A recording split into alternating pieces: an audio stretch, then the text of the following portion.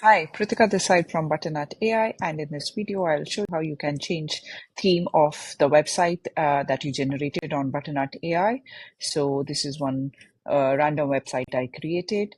So if I want to change the outlook of the website, just click on the change theme option on the top header. And here it will show you a lot of different themes. If you would like to see more, just click on shuffle and it will keep on showing you more and more themes. And you can play around with whatever you like. So there are many options. You can just pick and choose whatever you like and would like to use for your website. So let's say I'm using this. So I kind of like it. So I'll use this option and click on open. Here's my website. And then it would be you have certain brand colors that you would like to use. You can customize all of those things now on Butternut AI. Again, just click on change theme, click on this option brand color and fonts. And here you can see that you can customize anything, be it brand colors, font families, font sizes over here.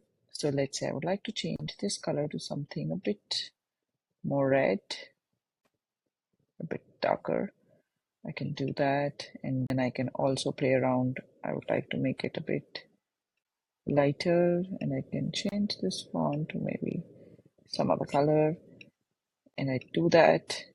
I can change the size, increase the size of the fonts or decrease the size of the font, and it will proportionately increase or decrease for the entire website. And I can click on apply changes, and those changes will be applied immediately.